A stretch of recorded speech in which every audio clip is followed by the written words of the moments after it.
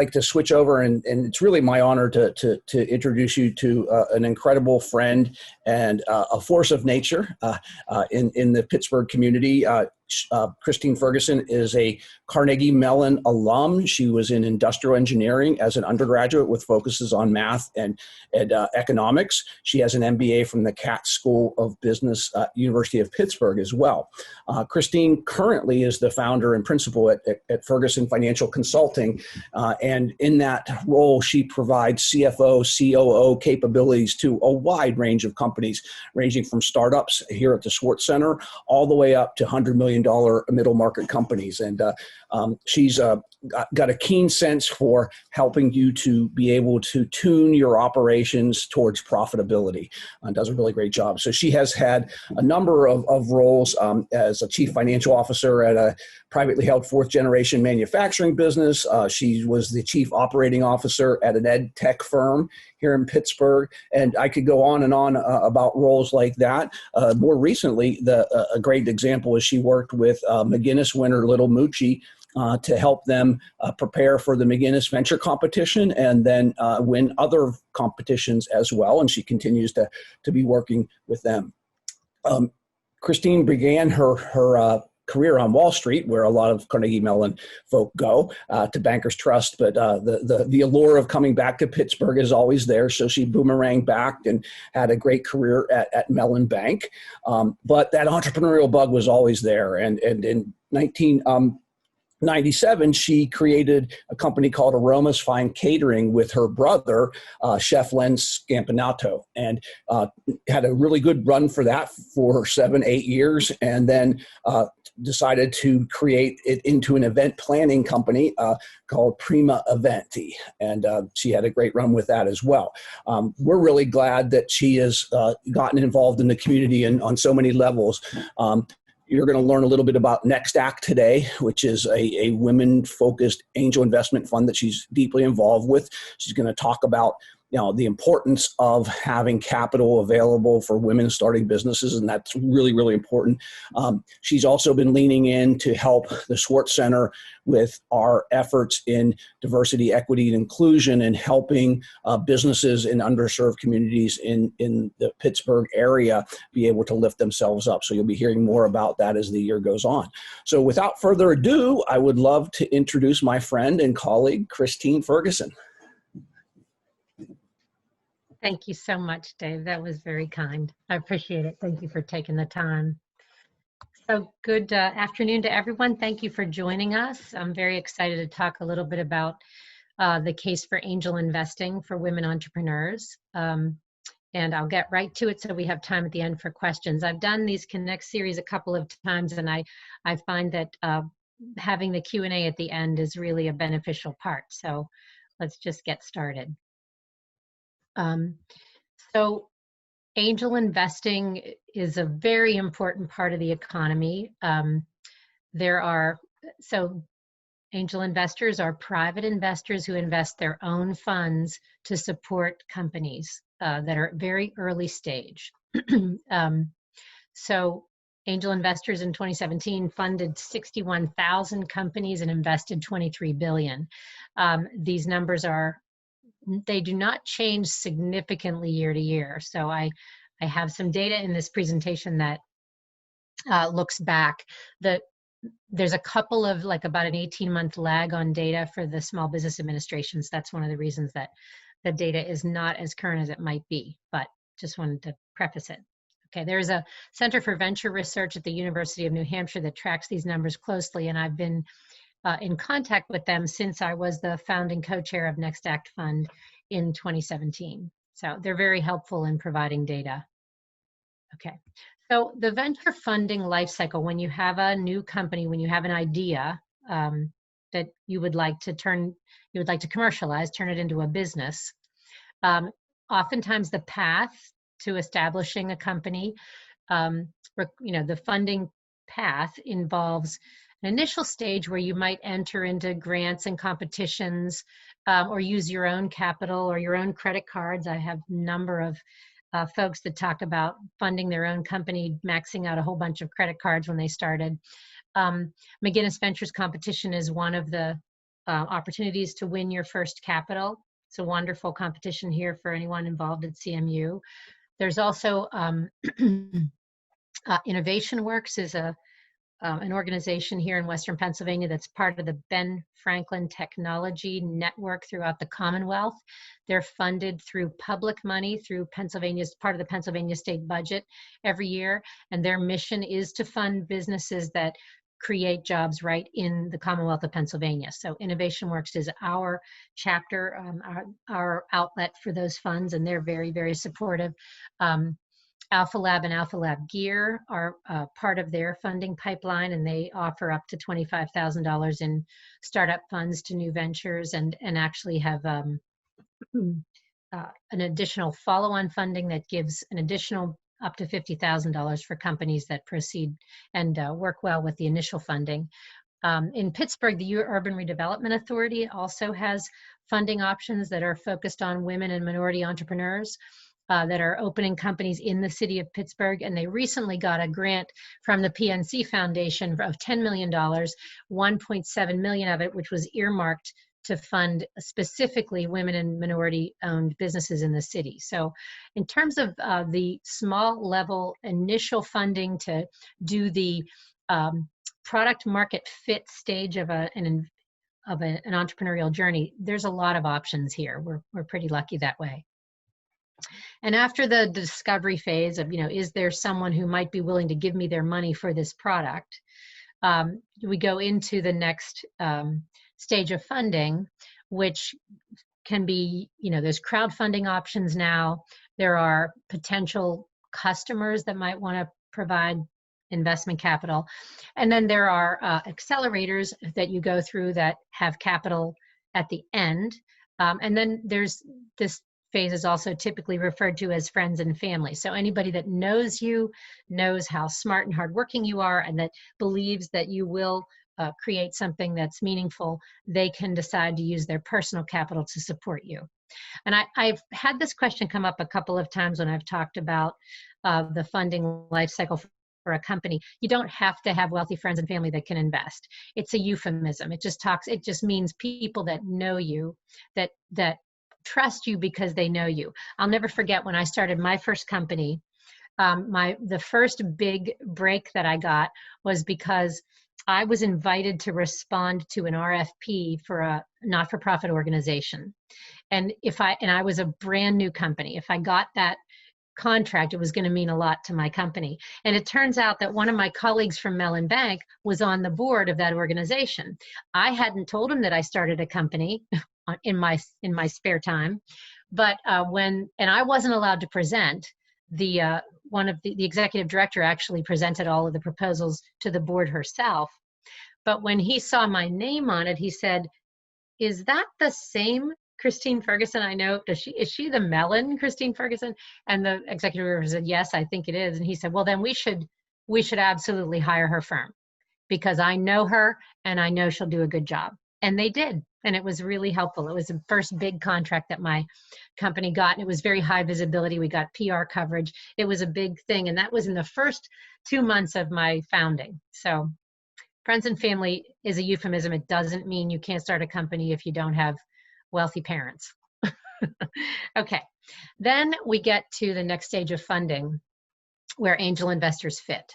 So the biggest thing I would like to convey to folks that are not familiar with this funding space is the main difference between angel investors and venture capitalists is that angel investors are investing their own money and venture capitalists are investing other people's money.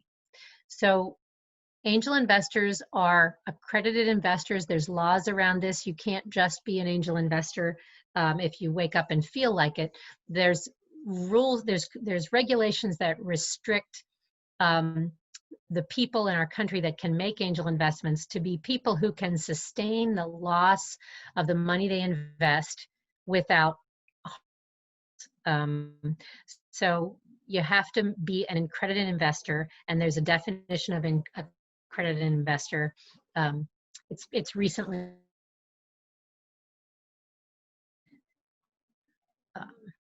the SEC convened a panel to discuss how to evaluate accredited investors. And one of our local celebrities, Catherine Mott, who's the founder of Blue Tree Allied Angels, was invited to testify in front of the SEC when they were making that decision. So there's probably going to be some changes in the definition of accredited investor soon that are going to relax the requirements a bit, but that hasn't happened yet. So focusing on angel investors tend to invest, the average angel investment is about $330,000. That means that there's lots of investments above that and lots below.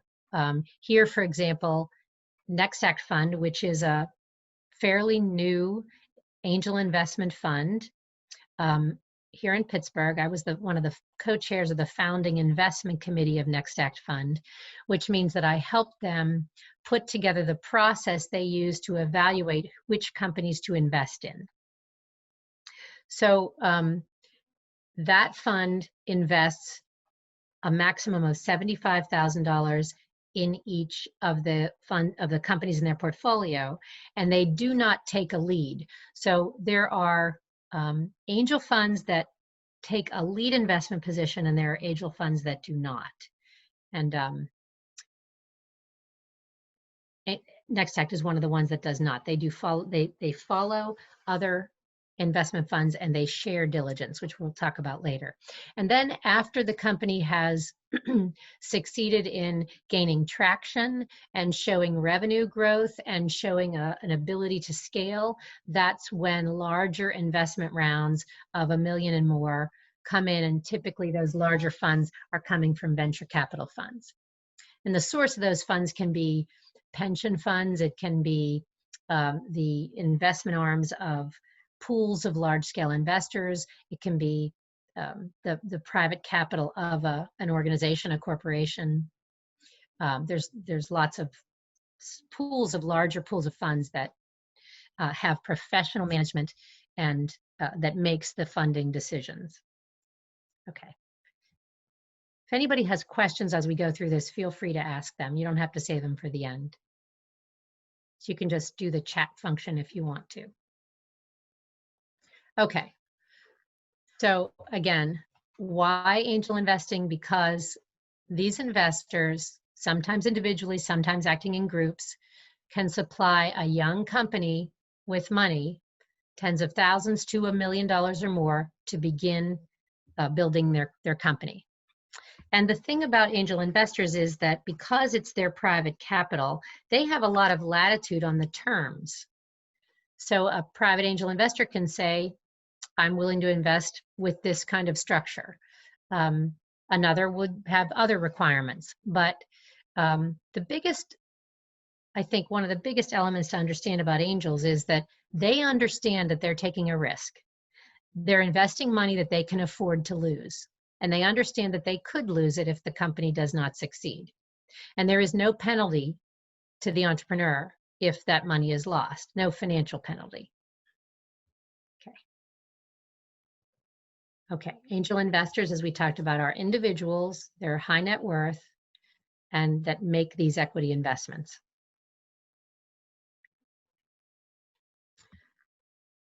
So again, when companies are just going from idea to the first steps of commercialization, very early stage, that's when angel investors step in. That's when their funding is key. Oh, and they provide a lot more than money. So often they're going to invest in companies that that they're familiar with, that have a business model that they are familiar with. So someone who was an entrepreneur and who might have sold their company, and they were an entrepreneur in, that had a company that had a commercial packaged goods, CPG, and they had a successful exit, they might then become an angel investor investing in other CPG product companies. Someone who had a successful exit in a SaaS model might do the same for early stage companies in SaaS. Someone who has particular expertise in healthcare or pharmaceuticals might want to invest in companies that have a product or service in that same sector. So they bring a lot of entrepreneurial wisdom, experience, and specific product market knowledge to the companies they fund. Sometimes if the investment is large enough, they also could request and receive, as part of the investment terms, a seat on the board of the company in which they invest. Okay, so typically there's a gender difference in the people that are angel investors across the country, but that number is increasing. Women everywhere are becoming angel investors, and the number of funds that have come to the fore that are supporting women investors has grown remarkably since I first started on this journey in early 2017 to help Next Act Fund. And angel investors are considerably more diverse than venture capitalists. That's changing as well, but much more slowly. Okay.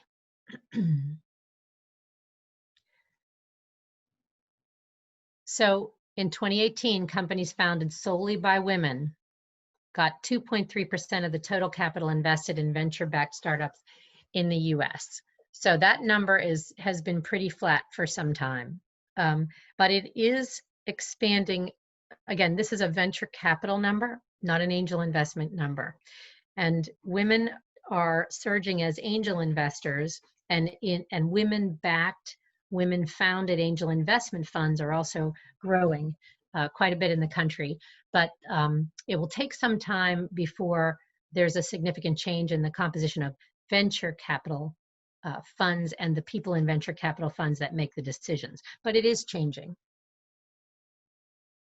Okay, so this shows the growth in angel investors over time. And this number it would have been updated this year. But again, COVID is kind of slowing all of these things. But there is certainly growth.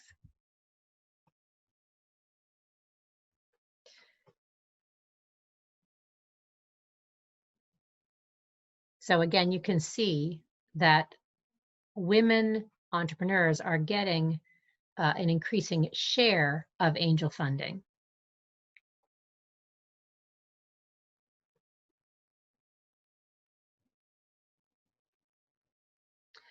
So there are angels everywhere, all over the country. There are pockets of them where, just like you've heard, that there are pockets, New York and Boston, where there's a whole bunch of money. There are concentrations of investors, but investors are everywhere. And I have personally been involved in deals where we would share diligence and co-invest with angel investors with women funds in Boston and New York. And it was very seamless.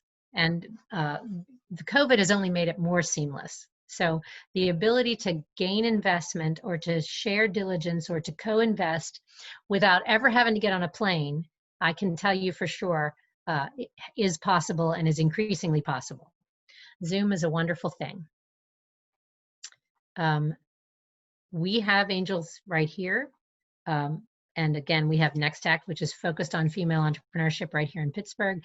And their initial fund has been so successful that there is actually going to be a second fund raised to do the same thing. And they actually recently had a partial exit with the first company that Next Act invested in. And I was on the diligence team that approved this investment. And it's very exciting that it's only been a few years, and they've had a buyout of a great deal of equity, and checks have been in the mail. So it's very exciting. The name of that company is Board Book It, and Marion Lewis, who is a Pittsburgh entrepreneur, is the CEO. Okay, Golden Seeds is a very one of the earliest networks supporting female entrepreneurs in the country, and their network is national, and they're very, very supportive. I can actually have give you a little bit of. They are based in New York. They have chapters in all these cities that you can see, and including in Silicon Valley. And they just have a reputation and a long history, one of the longest histories of supporting women entrepreneurs. Okay. Pipeline Angels is another one. See how they are national. So female investors, I can say with experience, invest differently than male investors.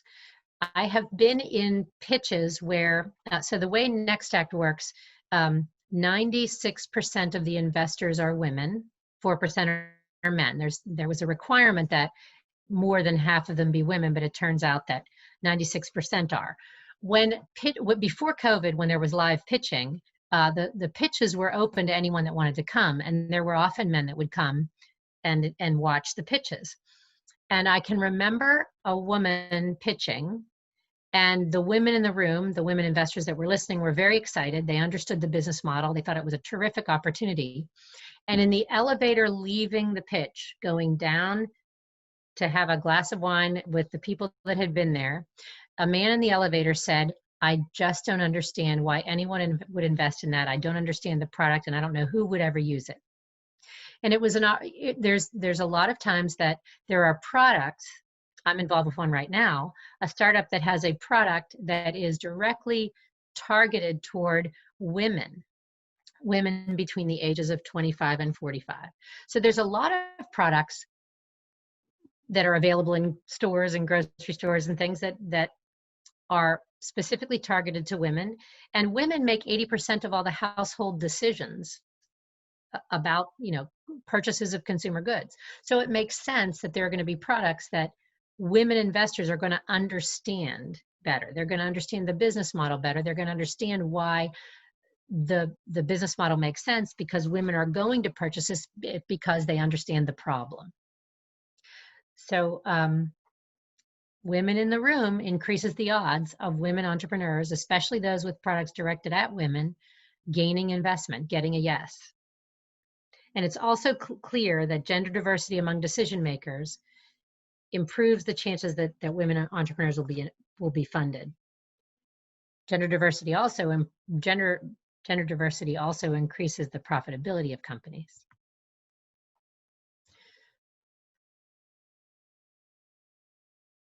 Women often create businesses that are born of their own life experiences, and our life experiences can be different than other people's. And so other women are going to be more likely to recognize a large opportunity when they see it. So that's the case for women investors investing in women-owned companies.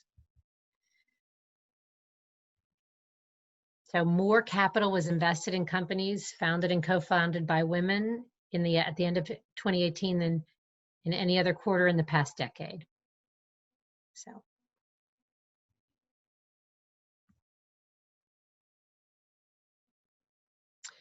Babson College has I don't know if everyone's familiar with it, but I have a dear friend who got her master's in entrepreneurship there, is well known to have been in the entrepreneurial space very early. They were one of the first PhD programs in entrepreneurship, and just they're known to be a very wonderful place for an entrepreneur to be educated and start their journey.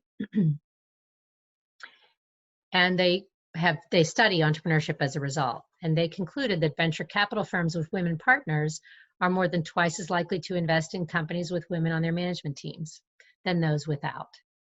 So there's data to support this thesis. So what does increased investing by female entrepreneurs mean for women entrepreneurs? So you can see the growth in the amount of venture capital raised by female founders in the US is growing.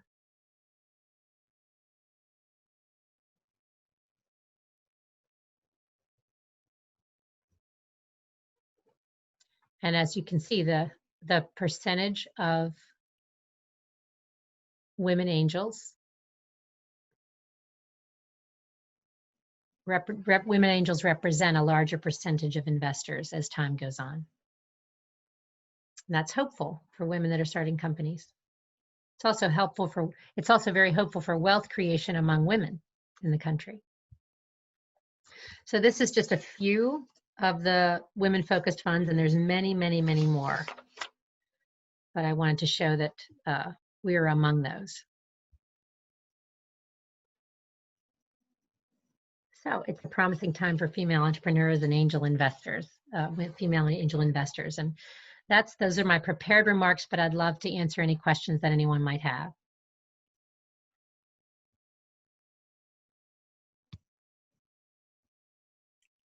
Christine, I can ask a question. It's Jody. So I actually had two. They're very different. So I'll just start with the first one. I know you mentioned some of the amounts that these angel investments are made, and I was curious, what's the exchange? Like, do they take an equity ownership in the company? And if so, what ranges does that sort of look like?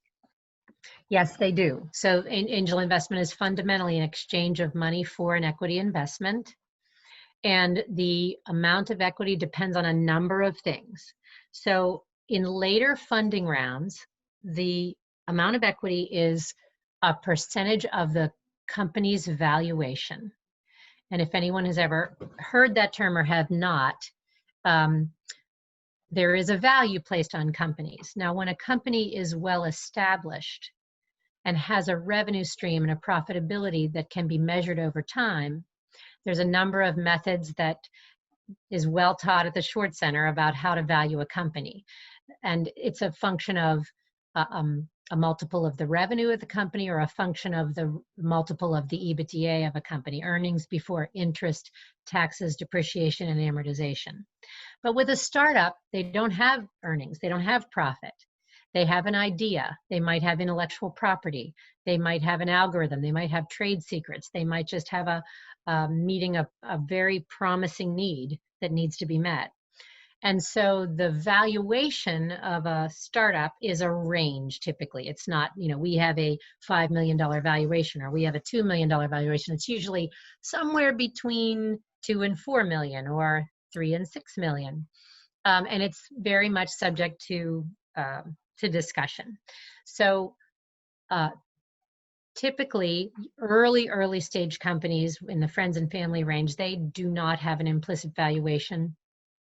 And the percentage of equity is going to be, it's more of an investment that is made initially. And as the company grows, their percentage of equity can change. When more investment comes in, they have no protection. Future rounds are going to diminish the amount of value of equity that the initial investors invest, unless there's an initial investor that invests a significant amount and negotiates an agreement where they have a non-dilution provision in their agreement. There's obviously a lot to this topic. Okay. Yeah. And so maybe just like following on to that real quick, is there, what in convertible notes, does that fall under something angels also do, or is that not really in that? Yes, space? angels invest they can invest using a safe. They can invest using a convertible note. Whenever Innovation Works invest, whenever Alpha Lab Gear invest, they invest on convertible notes. Again, they're investing. There's going to be, when they do so, there's an implicit valuation in the convertible note, and it's sort of the same for everybody. The same thing happens with major accelerators. Like Techstars is one that I have experience with, where everybody that gets accepted to the accelerator accepts investment at the end of the accelerator of $100,000 on the same convertible note with the same implicit $2 million valuation. So that it's very much the case that when funding starts, especially if you're a young entrepreneur and you're going to go through an accelerator or you're going to go for funding in a pitch competitions, they'll just write you a check. There's not going to take any equity. Sometimes they do, sometimes they don't. But they're going to tell you early on, they're going to say, these are our terms. Do you want our money? And one thing I can tell you, having worked with a number of startups, it's a very good idea to have, among your other strategies that you need to have as you move forward, you have to have a financing strategy. So when we look at the company And it's very hard to do. I'm not saying it's easy, and it's definitely something where guidance is needed. But when you look at, if you're serious about growing a company and you need this much capital to start, you know that as you grow, you're going to need more capital. And it's a good idea to plan in advance. I'm going to need capital at this stage, and then at this stage, and at this stage. And the source of that capital is going to be different based on who I get. And think about the structure of future capital as you begin. I know that's a tall order, but it's also a argument that says when you start a company, if you're serious, get someone that understands the financing aspect of it. Get a good CFO to join your team.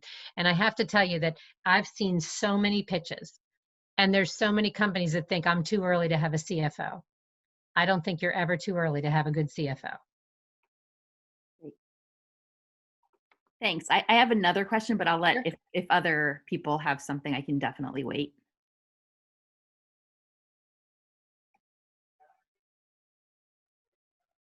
Okay, I'll just go ahead then. Thank you. The other one is maybe just more of your personal story.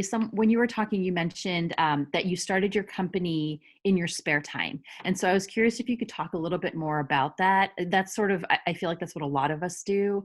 And just really curious how you did that, how you carved out the time, how you found your team members, you know, in that same spirit. And then when you decided to kind of commit to that. Sure. No, I'd be happy to. So I was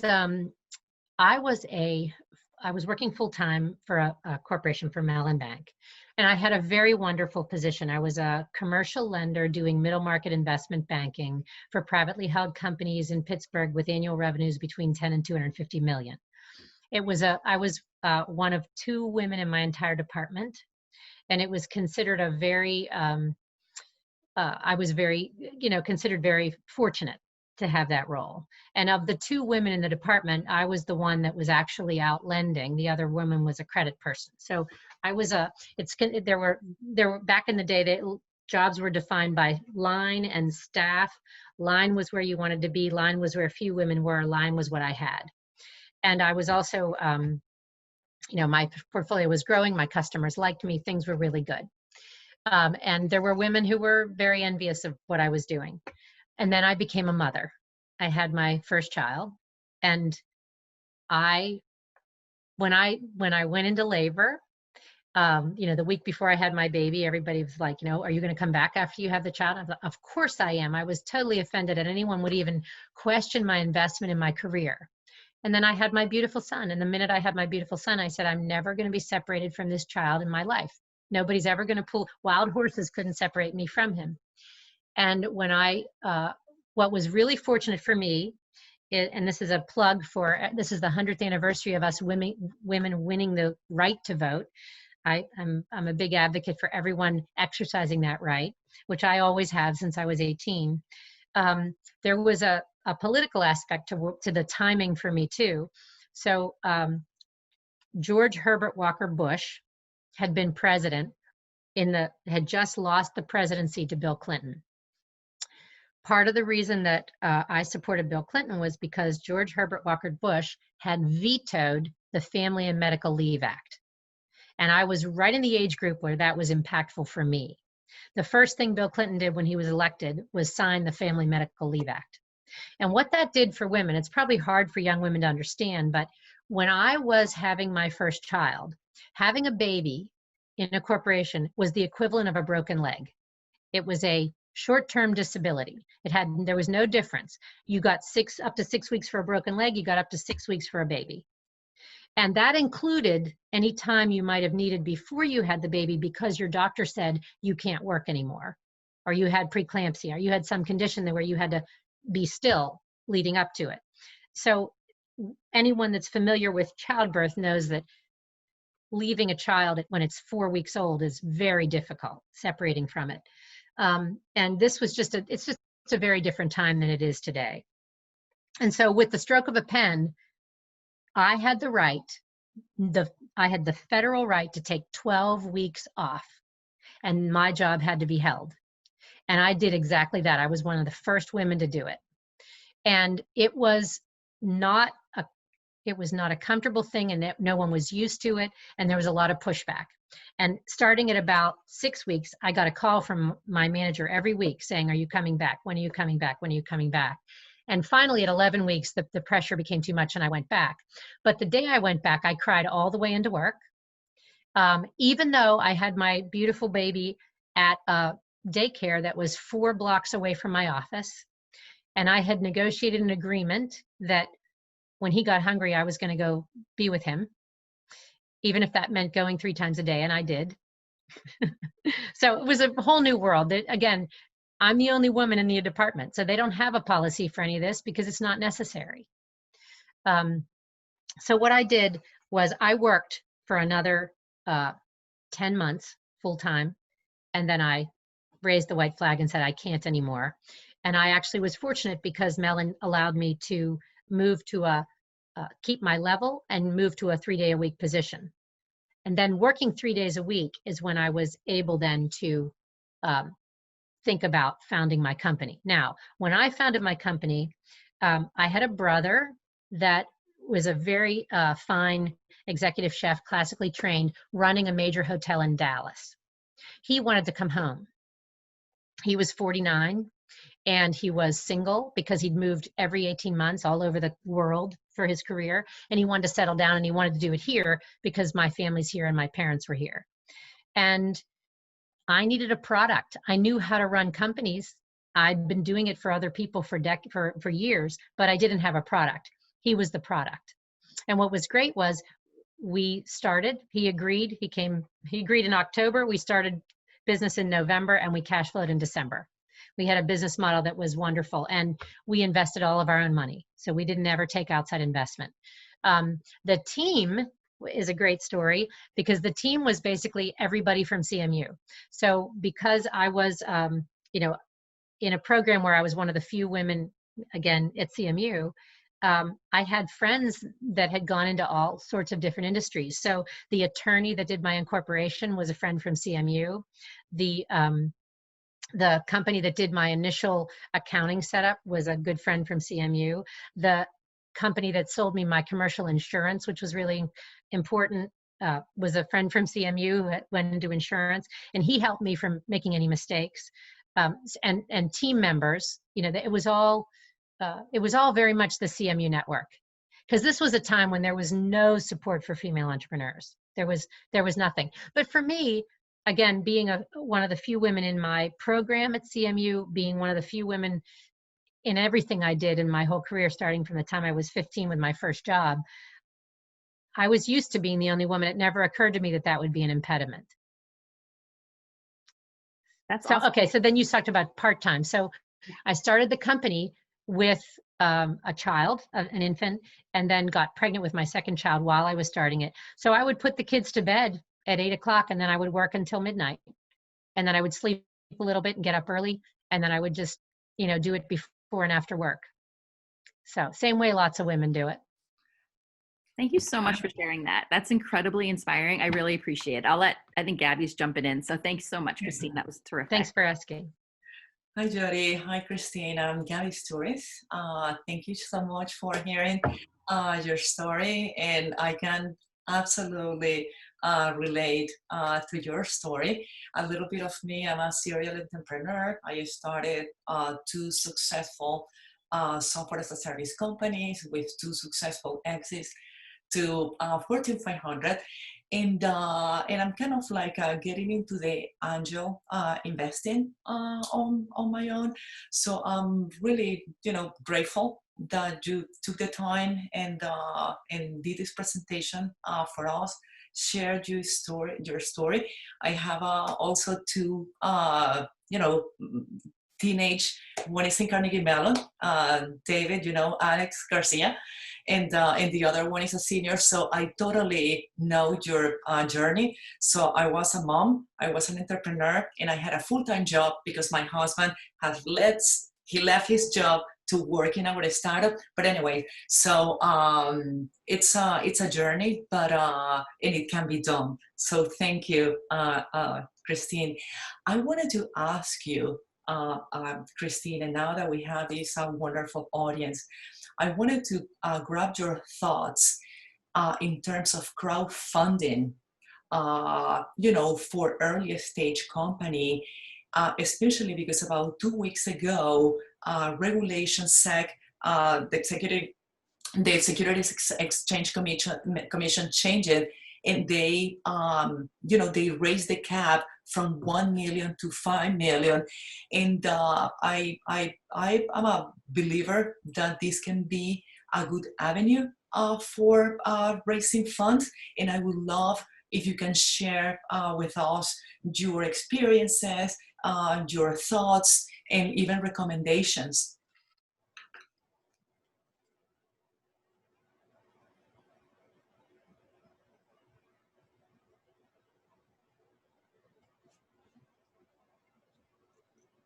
Christine?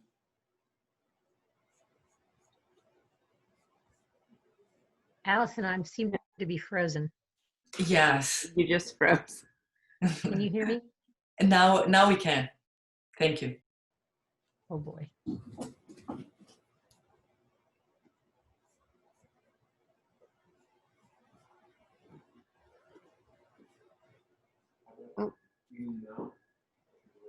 I think you're back, Christine. Yeah, you're on mute.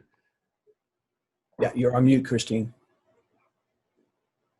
Thank you. I'm sorry. I froze for a minute. Could you, I'm sorry, Gabby, could you repeat your question?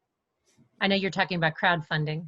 Yeah, I think I would love to hear from you your thoughts about crowdfunding for women, early stage companies. What are your thoughts about the increase from 1 million, to 5 million raising money? Any experience, anything that you can share that can, can be useful for all of us? So thank you. That's a great question. And it's a new avenue for fundraising. I don't have a lot of experience with it, but I do have a little. And I do think it's a very valid way to raise money if you have a business model that is easily explained to a large number of people and has an application in the lives of everyday people. If you have, I worked with a startup recently that has a firm that does regulatory management for a very specific sector of the economy. They would never be a candidate, right? Because it takes, you have to actually have very specialized knowledge to even understand the model and why they're compelling. They're doing very well, but it's not for everyone. But if you do something where you're going to, for example, one company that I have worked with is a chain of coffee shops, and they wanted to open a new coffee shop in an area that had none. And they already had success. They already had a business model that worked. They knew how to do it. But there was a part of the city where a coffee shop was needed, and they wanted to open there, and the community was really supportive of it because they wanted a coffee shop there too. That's a great opportunity for crowdfunding. I don't know if does that help? Yeah, of course. Yes. And I don't know if anybody attending today is even considering, I'm working with a couple of startups that, they're trying to figure out if crowdfunding, angel lift or some similar will be a good,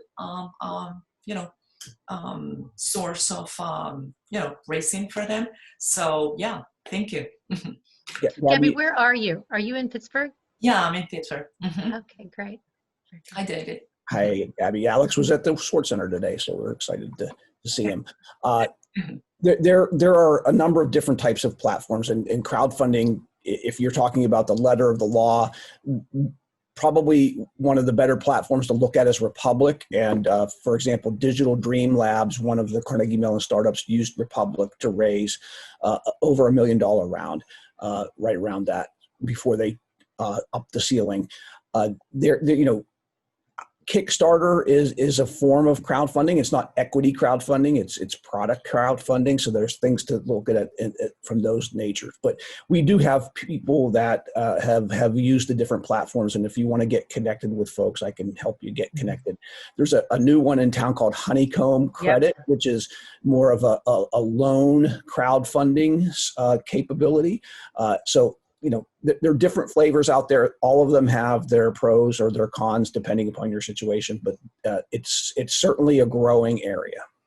Yeah, and David, do you have any, of your startups experience with angel list? Yes, lots. Lots, okay. Yeah, and so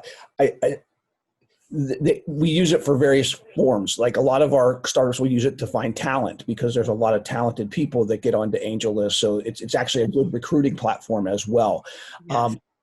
We have an angel group at Carnegie Mellon called 99 Tartans, and 99 Tartans actually considered using Angel List as the platform to do the angel group investing, but decided not to do it for various reasons. So I can put you in touch with the folks that made that decision and why as well.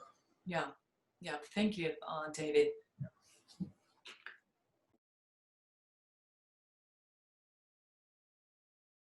Any additional questions? These are great questions. Good discussion.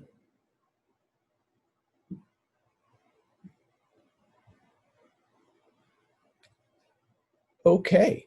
Well, if there aren't any additional questions, Christine, do you have any final thoughts? I always like to ask people, if you only were able to give one piece of advice to entrepreneurs, and there's many, many different pieces of advice you could give, but you had to narrow it down to the most important piece of advice, what would that be, Christine? It looks like we've actually lost Christine, Dave. I'm not seeing her. Oh, wow. How about that? Participants. Okay, well, we have a very successful entrepreneur on the call, Gabby. So I'm going to throw that question at you as a piece of advice you would give to the people on the call today. Yeah, I wasn't expecting, David, but I'm pretty consistent with the type of advice that I give to young entrepreneurs. It's you have to be obsessed about knowing your market and listening to your customers, and you have to be obsessed about solving a problem. It's hard when you have a product, looking for a problem, right? So yeah, I think my advice is concentrate in learning the buyer personas, learning the market, doing customer interviews, listen to your prospects, understand their problems, and be obsessed about knowing and owning your market. That's what I think. Excellent advice. That's most of the failure in startups happens when people don't do what you just suggested. So you're spot on. So Christine, you fell off, and so I was asking you the question. I'm sorry.